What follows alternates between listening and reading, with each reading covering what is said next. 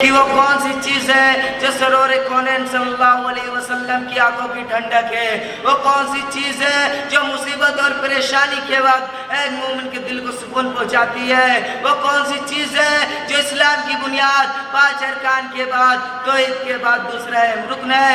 یقیناً آپ یہی جواب دیں گے کہ وہ چیز نماز ہے۔ جی ہاں، یہ نماز ہے جس کا ذکر قرآن مجید میں 70 سے زائد مقامات پر آیا ہے۔ یہ نماز ہے جو مومن کی معراج ہے۔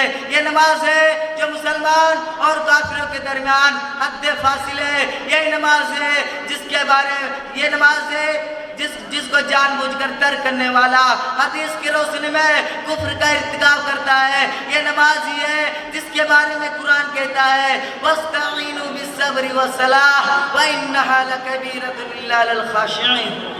صبر اور نماز سے اللہ کی مدد حاصل کرو۔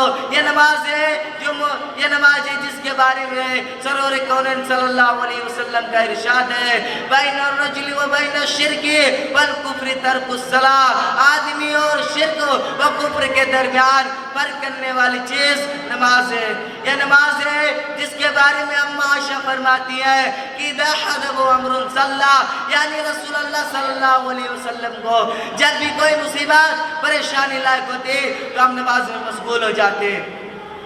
میرے بھائیوں، کس قدر افسوس کا مقام ہے، دین کا اتنا اہم ستون کفر و اسلام کے درمیان فرق کرنے والی عبادت، نبی کی آنکھوں کی ٹھنڈک، اور آج ہم اس سے غافل ہیں۔ اپنے آپ کو مسلمان کہنے کے باوجود ہم نماز سے دور ہیں، جبکہ رسول اکرم صلی اللہ علیہ وسلم کے زمانے میں منافقین کو بھی نماز پڑھنی پڑتی تھی، حالانکہ ان منافقین کا انجام قرآن مجید میں کافروں سے بدتر بتلایا گیا ہے۔ مگر ان منافقین کے بارے میں قرآن کہتا ہے وَإِذَا قَامُوا إِلَى الصَّلَاةِ قَامُوا كُسَالَىٰ، جب وہ نماز کے لیے اٹھتے تو سستی قائلے کرتے، مگر وہ نماز پڑھتے تھے۔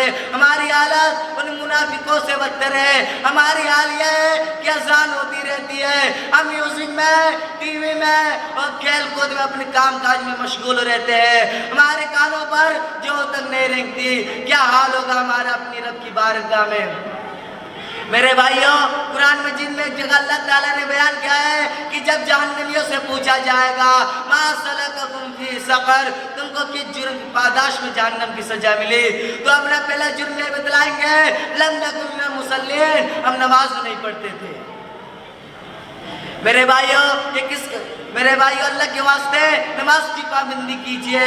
آپ کو معلوم ہونا چاہیے کہ نماز وہ واحد عبادت ہے جس کے بارے میں محسن انسانیت صلی اللہ علیہ وسلم نے فرمایا ہے کہ جب تمہارے بچے 7 سال کے ہو جائے تو انہیں نماز پڑھنے کا حکم دو، اور جب 10 سال کے ہو جائے نماز سنا پڑے تو انہیں مارو۔ غور کیجئے میرے بھائیوں، 10 سال بچے کو نہ پڑھنے پر مارنے کا حکم دیا جا رہا ہے، حالانکہ وہ بھی نابالغ ہے، کسی چیز کی شریعت میں مکلف نہیں۔ اس سے اندازہ لگائیے کہ ہماری شریعت میں نماز کی کیا قدر و قیمت ہے اور وہ کس قدر واحد عبادت ہے۔ اس لیے آج اسے ٹھان لیجئے کہ آج سے انشاءاللہ نماز کے معاملے میں کوئی کوتاہی نہیں کریں گے اور اس کی مکمل پابندی کریں گے۔